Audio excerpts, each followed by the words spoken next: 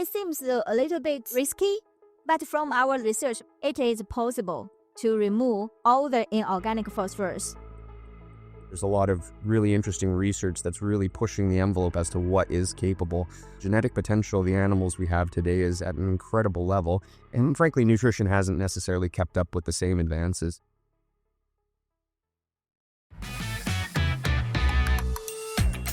Welcome to Unplucked, the official podcast of the Poultry Science Association. This is the podcast where we strip away the fluff and get real about poultry science from bench to barn.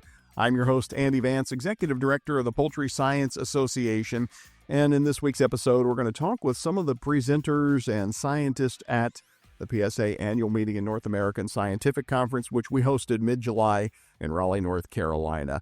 One of the things I love about the PSA Annual Meeting is getting to meet scientists and learn about their research, what they're studying in the lab, and the applications it has for helping us improve poultry production in all of the different facets from soup to nuts when it comes to science. One of our sponsors at this year's annual meeting conference was Sunhy Biology and SAM Nutrition. We'll talk with one of the leaders at SAM Nutrition in a moment, but our first guest, Dr. Emma Song, Sunhy Biology, our Global Technical Director at Sunhy. And Dr. Song, you were one of the presenters. I understand you had two presentations at this year's PSA annual meeting. I would love to learn a little bit more about your presentations, your research generally. As I understand it, you were an animal nutrition major, so a nutritionist by training. Tell us a little bit about what you were presenting at this year's PSA meeting. So in this year for the PSA, I have two presentations. All the presentations is related to the phytase. So the first presentation is to determine the phytase release efficiency in broiler feed. And we learned when we supplement phytase more than 2,000 FTU, it can release the 0.2% available phosphorus. So after that, we did another one. If the phytase could totally replace the organic phosphorus, so this is the first and the second topic. Walk us through, kind of how you decided to approach this project. What got you interested in this particular research effort, and maybe how you set up the particular study that you presented here? So because our company is mainly produce the enzymes. We produce enzyme for 20 years. We are the manufacturer that we have the long research before for the enzyme products. This is included in our research plans. So before that, we did the research on this one, that we have the good data so that we have the similar design in the poultry. This is why we have these two researches. And so you mentioned you had the two different presentations and both kind of on that area of phytase. We know phytase obviously very important in this term, bioavailability and making sure that we unlock. What did we learn in these particular studies? Key takeaways, if you were going to describe your presentation to someone out in the hallway here who didn't get to listen to you talk, what you found, what you learned? I found the NRC levels is very high and it's older version. So from our latest research, we found that because the heat stability of the phytase was improved, that it can tolerate to the feed pattern temperature, it allows more retention of the phytase in the feed so that it can replace all monocalcium phosphorus in the feed so that it can significantly decrease the cost for the feed. Which, just thinking about the markets that we're in right now, certainly it's a pretty important story to tell, I imagine, when you're talking with fellow nutritionists. They're interested in figuring out how to lower the cost of their diets. Is that a fair guess? Yes. Dr. Song, I'm thinking about future research opportunities. So I've learned one thing from working with scientists. Every time you finish a study, you learn something or observe something that made you think about the next study. What are you working on next? So in this PSA, I found that a lot of research related to the turkey. So next, that is we want to do the phytase research on the turkey, that how much matrix value and how much available phosphorus could be provided by our phytase products, and as well as for the layer. So we have the research on swan, on broiler. So for the layer, it's also a big industry. We want to check and determine their functions, like similar or different with the broiler. Yeah, I think that makes a ton of sense because we maybe focus on the broiler by default a lot of times, but you make the point, there's a lot of birds out there, both between layers and turkeys. How do you go about setting up one of those studies, or what will be different about how you approach moving from the broiler space to layers or turkeys? I think there was similarity between broiler and a layer. So we can do some pre-trial that layer and to confirm the optimal dosage. And also we will do the gradual levels of the Phytase products in the layer feed. So find the optimal levels and to find something new in layer feed. You're giving these presentations at PSA. One of the things I love about the way we do our scientific presentations here, you'll get up and give your talks, and then other members are going to ask you questions. What are some of the questions you anticipate getting, or talk about the presentations you give here? What are some of the questions you would expect to get from your fellow scientists about these research projects? Okay. I have already shared the latest research with some customers. So they always wondered if it's possible to remove all the organic phosphorus. It seems a little bit risky, but from our research, many research have already support my idea. It is possible to remove all the inorganic phosphorus. Okay. Yes. It's a really This interesting is find. the scientist development and the research tell us. Yeah. And back to our discussion, I would suppose, about cost. They may be doing some mathematics to try to figure out some savings there. Great insights. I want to introduce your colleague, Matt Einarson, who is Vice President of Sales and Business Development at SAM Nutrition and Nexus by SAM. I want to thank both Sunhy and SAM Nutrition for being sponsors that helped make this year's PSA annual meeting and scientific conference happen.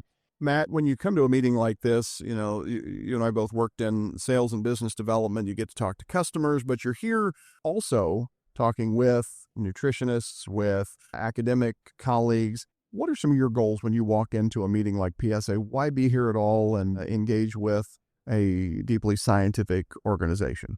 I think it's a really good question, Andy. And I think in particular, when it comes to the purpose of SAM Nutrition, and as we look to, what we're doing commercially with, sort of splitting our commercial drive from commodities, which is under the SAM Nutrition brand, to feed additives, which will be under the Nexus Powered by SAM brand. The commonality between those is that we're purpose-led organizations, and one of the purposes of the company is very much linked to sustainability. So whether it's sustainability in terms of finding novel technologies that help to reduce the reliance on things like inorganic phosphorus, but really sustainability as it pertains to really supporting and becoming stewards of the industries and communities that we serve. So it's particularly important from an allied industry perspective that we come here, we support not only financially, but, physically in terms of the conversation, because that's going to drive innovation. It's going to help to continue to improve the efficiency of production. And I think that kind of fits in sort of broader scope to what the purpose of, at least with us at SAM Nutrition, but hopefully with the rest of the companies that are participating here are endeavoring to do. Well, I'm glad that you mentioned that the Nexus Powered by SAM brand and the purpose, if you will, or the function of that, because I think it's a good differentiator or an explanation of the differentiation. But that's maybe one of the things I've found interesting as I've picked apart the nutrition space. There are a lot of different opportunities to help advance poultry production because of the way we understand the role the commodities play in the diet, as well as additive supplements, all of the other pieces. It's a very dynamic industry today. Is that a fair assessment? Yeah, I mean, it's really dynamic because there's so many pressures that face not only producers, processors, technical liaisons that are kind of operating in adjacent space here. At the end of the day, we've got to provide quality, nutritious, safe, and affordable protein on a regular basis. And so I think when it comes to just simply the dynamism that exists within this particular space, it's trying to manage all those variables and trying to anticipate what new variables are going to end up happening. As we know, we're sitting here right now with a lot of geopolitical pressure. Our space is, again, Nexus, our tagline is where performance meets science. But implicitly, where global markets interact with domestic end users. And so a lot of products require importation into the United States in order to improve efficiency, maintain cost of production, etc. And there's been a lot of headwinds within that particular space. And so from a strategy perspective, it's certainly made things challenging. And that's just added one extra level of kind of dynamic nature of what we're dealing with here on an ongoing basis. Well, I think, one of the things that you illustrate there is with some of the geopolitical challenges, global trade, product availability, shifting political wins, maybe day by day in some cases. That's a challenge that the producer is dealing with, whether broiler, layer, turkey. You have a lot of opportunity, I think, maybe to help them because of the different portfolio products that you were talking about earlier. Pull that apart a little bit about some of the value you're able to add to those companies through your relationships.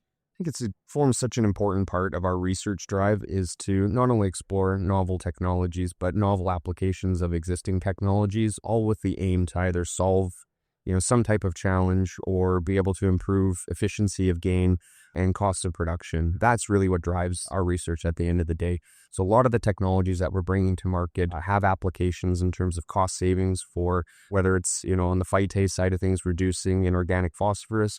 We work with a product called Cabanin that's a polyphenol-based antioxidant source that helps to reduce the reliance of vitamin E. And we've got a presentation here tomorrow morning with Dr. Mike Kidd from University of Arkansas going through some of that data as well. And then again, our kind of core product line is our Next Trace mineral line, which has applications not only in terms of improving efficiency of gain, but carcass traits as well. So being able to bring, enzymes and being able to bring in domestically conducted research at accredited universities like Kansas State, University of Georgia, University of Guelph from Canada really helps to lend a lot of confidence to end users that products, not only are they going to be effective, but they're very much contemporary to what's existing on the market today, hopefully coming in at a price point and then backed by a technical team that is really second to none.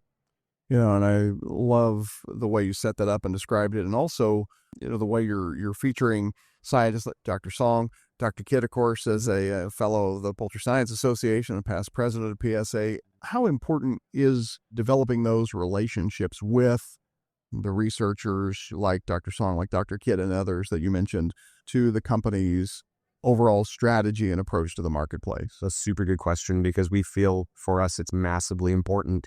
We were just in Manhattan, in Kansas last week at Kansas State University, and we spent the afternoon with the swine research group there, including the crop of graduate students that are coming up, and not only going through the SAM Nutrition and the Nexus story and looking at the research that we've done collaboratively together, but offering insights as to, what as people have spent 15, 20 years within the industry, how can we possibly give some advice to the new crop of students coming up. But I think as we take a step back and we think about just how important our association is with, allied research, accredited research universities, it allows us to, one, immediately credibility that the work has been done in places that we can all agree have conditions of which, can demonstrate efficacy. But secondly, it gives us a platform for thought leadership. If we're not doing research, we don't have something interesting to talk about. There's really no reason to be sat in front of customers other than, hey, we've got something that's maybe at a better price point. Right. And that's really not what our end game is. It's really to be able to provide novel approach and really to focus in on how do we can improve efficiency of yield. And the best way to do that is through our association with technical people like Dr. Song and the likes of Dr. Kidd and, of course, Kansas State University. Yeah, I've often said, we're a scientific organization, but relationships are maybe the most important product that we have is helping develop those relationships. Nobody cares how much you know until they know how much you care. Yeah, it's true. It's so true. I'm also thinking about, you mentioned the partnership with Sunhy Biology and working there.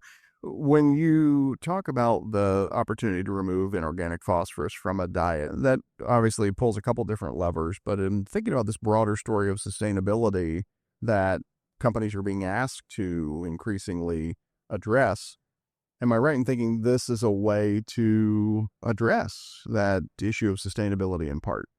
I think it definitely forms one part of it, an integral part of it. I think what you're seeing here is there's a lot of really interesting research that's really pushing the envelope as to what is capable. And there's a gap that exists. Genetic potential of the animals we have today is at an incredible level. And frankly, nutrition hasn't necessarily kept up with the same advances. So what we're seeing here is that there is some stuff that's being presented that seems like it's space age, but it probably won't seem that way in 5 or 10 years from now. And so that's why it's of critical importance that the thought leaders, at least within the industry, get together, perform this research, test the boundaries, and that will disrupt what we're currently doing today. And we feel the same way as well with our business model. We're investing in technologies that will help to disrupt and displace the technologies that we currently have today, because that's the only way that progression is going to continue. No, it's a great story, and I think that's a wonderful place to end the conversation. I want to thank Matt Einarson, Vice President of Sales and Business Development at SAM Nutrition, and the Nexus powered by SAM brand, as well as Dr. Emma Song, the Global Technical Director with Sunhy Biology. Friends, if you enjoyed this conversation, I would encourage you to subscribe, rate our podcast wherever you listen to your podcasts, and of course, we'll be back next week with some more information about what's happening in poultry science. Some of our further interviews from the PSA annual meeting you'll be able to find on the Unplucked podcast page. Until then, for the Poultry Science Association, I'm Andy Vance.